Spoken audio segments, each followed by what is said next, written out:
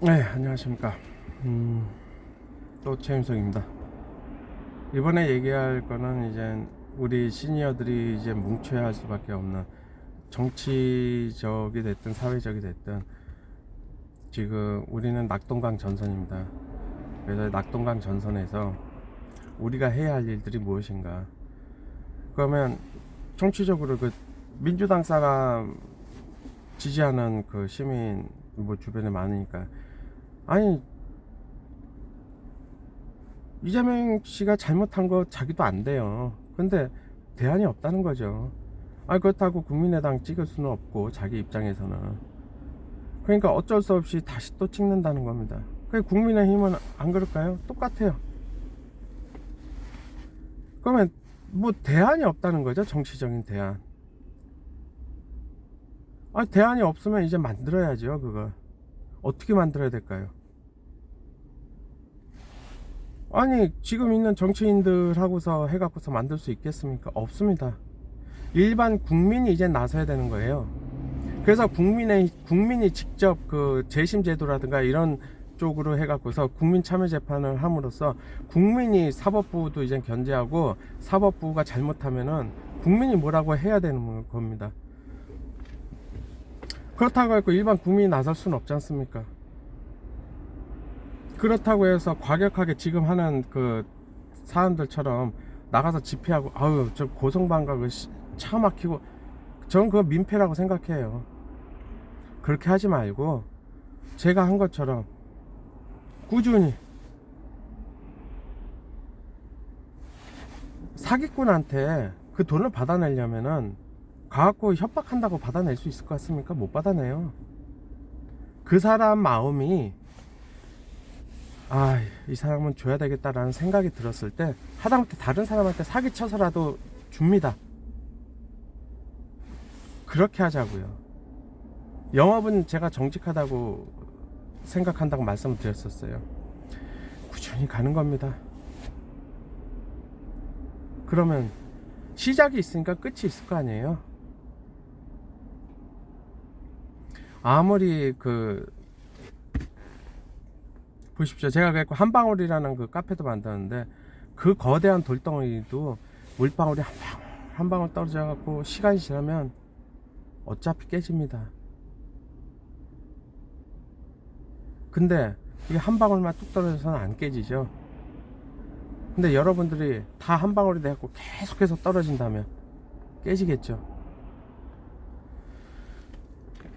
그렇게 해서 우리는 후세대들한테 어떤 교훈도 줄 수 있는 겁니다. 어떤 일을 하는 데 있어서 과격하게 하는 게 아니라 꾸준히 준비를 하고 노력을 해야지 된다고.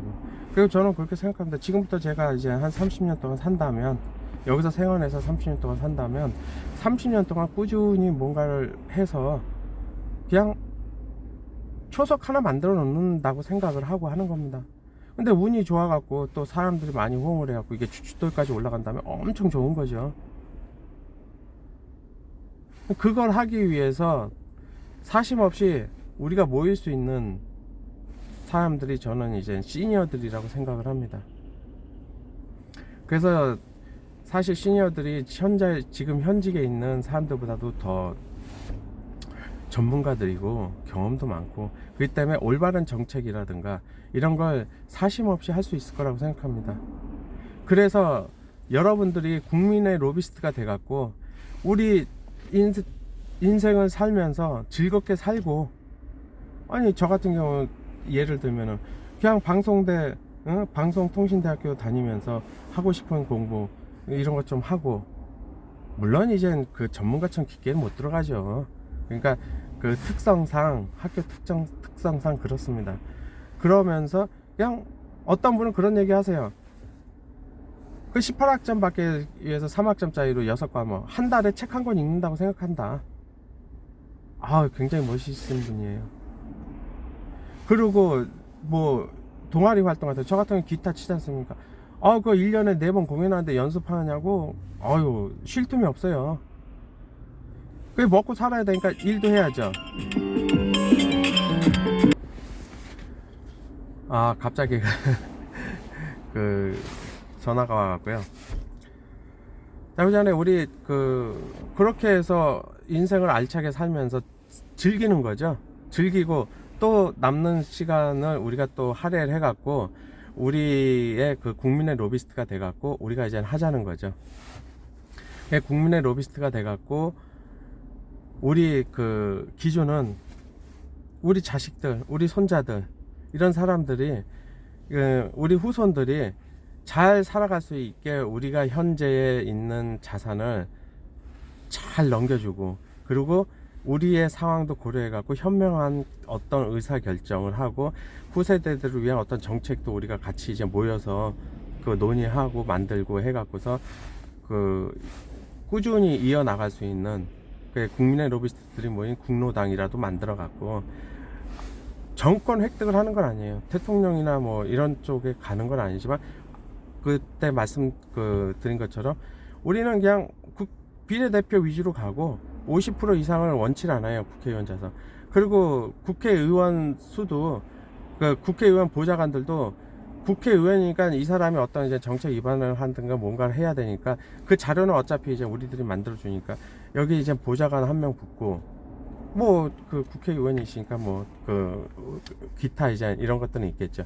그리고 나머지 인력을 갖다가 중앙당으로 이제 보내는 거죠. 중앙당에서 바로 그런 이제 의사 결정하기 위한 그 정책을 연구한다든가 이런 쪽으로 해갖고서, 그리고 우리는 이 정책의 이제 지속성을 갖기 위해서 무엇을 해야 되는지, 그러면서 이제 중간중간 이 정책들을 이제 체킹을 해갖고 이게 지금 잘 된 부분, 못된 부분 해서 수정을 해갖고 또 가야 되는 거. 이런 것들을 이제 우리 국회의원들이 이제 나서갖고서 이제 정보를 받아갖고 국회에서 이제 활동을 하고, 그러면서 여당이든 야당이든 우리가 이제 그 어떤 정책을 피는 데 있어서 우리 정책을 갖다가 지지를 해주는 선에서 우리가 이제 같이 협력을 하는 거죠.